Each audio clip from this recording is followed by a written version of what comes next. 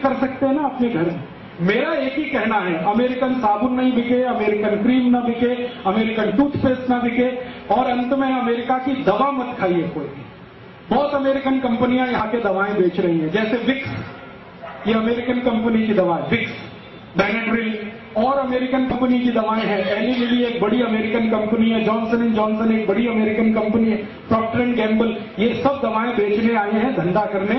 इनकी दवाओं पे कभी भरोसा मत करिए, क्योंकि जो दवाएं वो यहां बेच रहे हैं वो दवाएं अमेरिका में बंद हैं 20 साल से, और गवर्नमेंट ऑफ अमेरिका ने उनको पॉइजन डिक्लेयर किया, वो दवाएं यहां पर धड़ल्ले से बेच रहे हैं।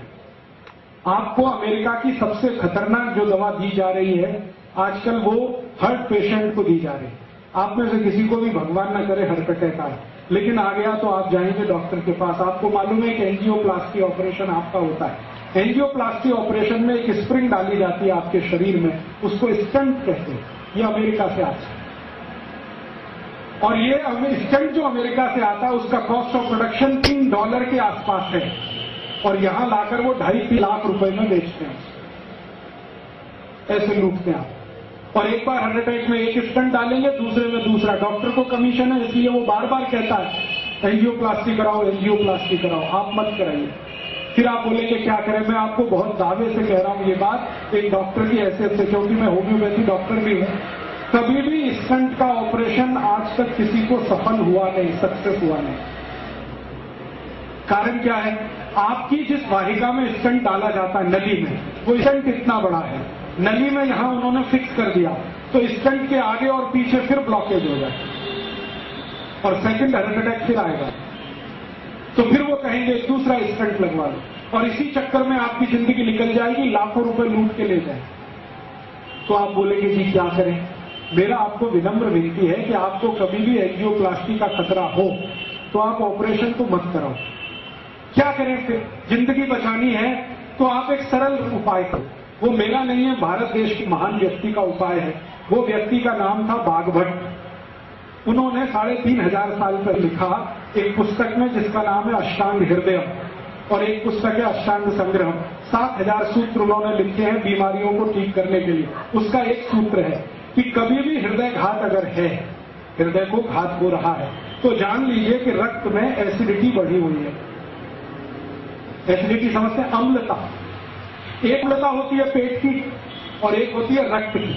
पेट की अम्लता बढ़े तो आपको आग जलेगी, पेट में एसिडिटी होगी, आप कहेंगे आग जल रही है, खट्टी खट्टी डकार आ रही है, मुंह से पानी आ रहा है। फिर और ज्यादा हो तो हाइपर एसिडिटी होगी।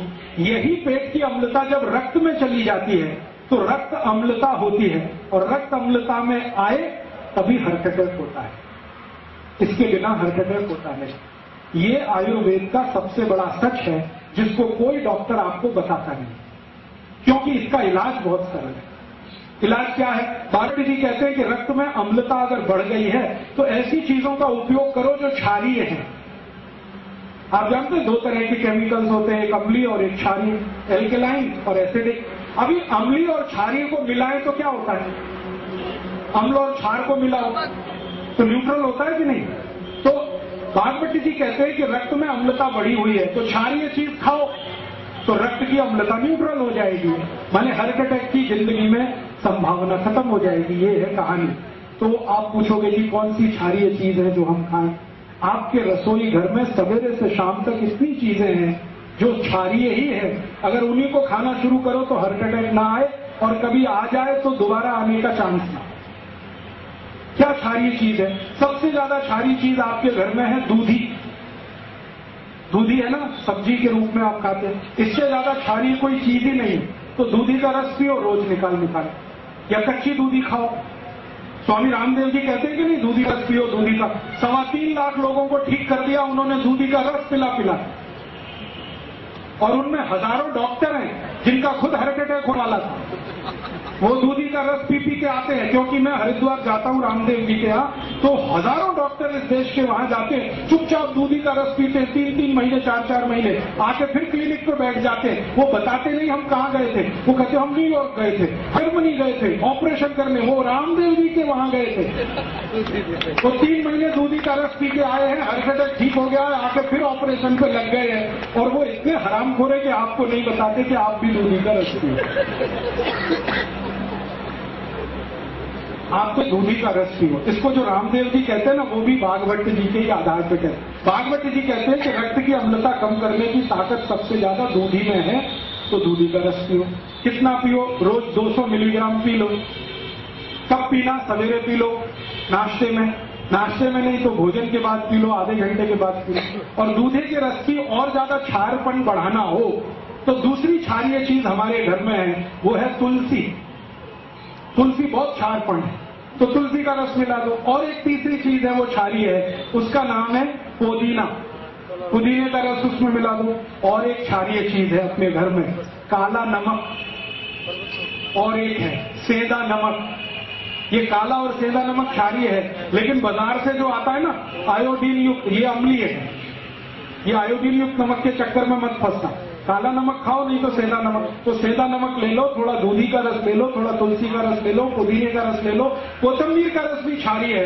ये सब क्षारीय मिला के रोज पियो। 3 महीने में आपका ब्लॉकेज निकल जाएगा, अम्लता कम हो जाएगी, 2.5-3 लाख रुपए फालतू खर्च होने से बच जाएंगे। और जो बच जाए तो गौशाला को दान कर देना, तो गौशाला का भी फायदा है। डॉक्टर को देने से अच्छा